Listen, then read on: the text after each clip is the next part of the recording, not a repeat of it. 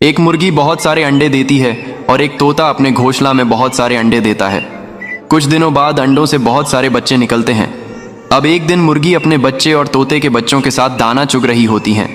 तभी अचानक एक बाज मुर्गी के बच्चे को उठा लेता और मुर्गी रोने लगता है। फिर तोता बाज से फाइट करता है और बाज को मार गिराता है और अब मुर्गी फिर से रोने लगती है। फिर लाइक सब्सक्राइब नहीं किया।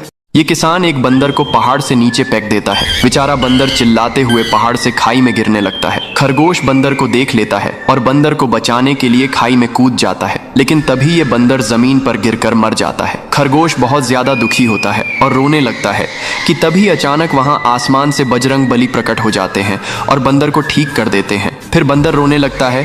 फिर लाइक सब्सक्राइब नहीं किया। एक गरीब किसान के पास बहुत सारे मुर्गी और कबूतर रहते थे। कबूतर अंडे देते थी और मुर्गियां भी बहुत सारे अंडे देते थे। किसान बाजार में अंडों को बेचकर अपना गुजारा करता था। एक दिन फार्म में अचानक आग लग जाता है। किसान परेशान हो जाता है। मुर्गी और कबूतर आग में मर जाते हैं। किसान बहुत रोने लगता है। ये सब एक अच्छा इंसान सुनकर गरीब किसान को बहुत सारे पैसे देता है, लेकिन किसान फिर भी रोने लगता है। फिर लाइक सब्सक्राइब नहीं किया। एक गरीब किसान के पास एक कबूतर और एक मुर्गी रहते थे। किसान रोज कबूतर को दाने देकर खाना खिलाता था।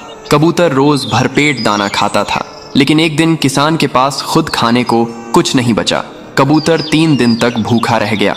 चौथे दिन कबूतर भूख से मर गया। मुर्गी और किसान बहुत रोने लगे। फिर लाइक सब्सक्राइब नहीं किया। किसान के पास बहुत सारी मुर्गियां थीं। दादी और किसान मुर्गियों को खूब दाना खिला देते। मुर्गियों खूब अंडे देती थीं। दादी ने किसान को बहुत समझाया कि मुर्गियां बढ़ रही हैं, उनके लिए एक फार्म बनवा लो।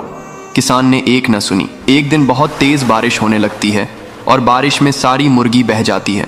सारे खेतों में पानी भरा रहता है। एक भी मुर्गी नहीं बचती है। किसान परेशान हो जाता है और पछताने लगता है और जोर जोर से रोने लगता है। फिर किसी ने लाइक सब्सक्राइब नहीं किया। बंदर और किसान खूब मेहनत करके डिजर्ट में एक घर बनाते हैं। ये बंदर दूर दूर से भोजन और पानी लाता है, तो किसान भी बहुत मेहनत करके ईंटों को लाता है और फिर घर बनकर तैयार हो जाता है। एक दिन किसान और बंदर आराम कर रहे होते, तभी बहुत तेज बाढ़ आ जाती है और किसान का घर डूब जाता है और यह देखकर बंदर रोने लगता है। फिर लाइक सब्सक्राइब नहीं किया।